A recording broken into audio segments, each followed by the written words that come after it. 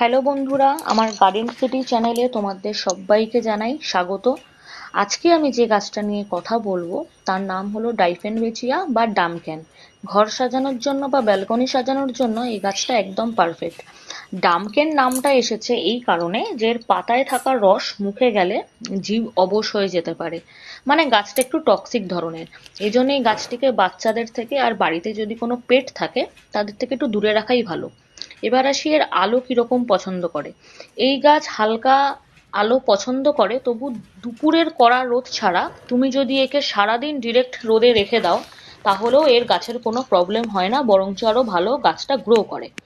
এবার আসি জল দেওয়ার পদ্ধতি। এই গাছ কিন্তু হালকা ভিজে মাটি খুব পছন্দ করে, কিন্তু তবে একদম স্যাঁতস্যাঁতে মাটি, কাদা কাদা মাটি কিন্তু এই গাছের জন্য ভালো না, কারণ এর গাছের গোড়া পচে যেতে পারে। সবসময় যখন জল দেবে গাছে তখন দেখবে যে ড্রেনেজ হোল দিয়ে জলটা বেরিয়ে যাচ্ছে কিনা।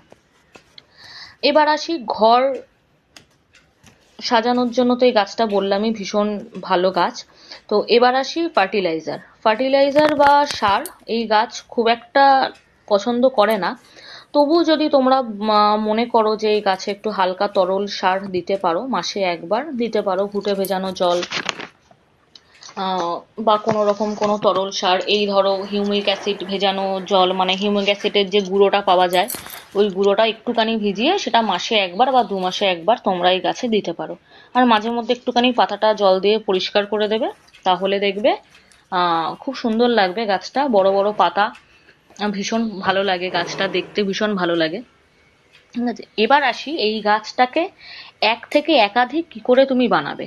যখন গাছটা একটু বড় হবে তখন দেখবে যে নিচের গোড়াটা একটু মোটা হয়ে গেছে। বড় হলে কিন্তু গাছের পাতাগুলো কিন্তু এত বড় বড় হবে না, বরঞ্চ নিচটা সরু হয়ে যাবে আর ওপরের পাতাগুলোও তখন সরু হতে থাকবে। তো সে কারণের জন্য তোমরা যখনই দেখবে গাছটা এরকম হাইটের হয়ে গেছে তখনই নিচ থেকে মাটি থেকে 2-3 ইঞ্চি ছেড়ে গাছটাকে কাটবে। তো মাটি থেকে 2-3 ইঞ্চি ওপরে গাছটাকে যখন কাটবে গোড়াটা, তখন ওই গোড়াটা কেটে পাশে বা অন্য কোনো টবের মধ্যে তুমি যদি পুঁতে দাও তাহলে দেখবে মাস দুয়েকের মধ্যেই নতুন একটা ডাইফেনবেচিয়া গাছ তুমি পেয়ে যাচ্ছ।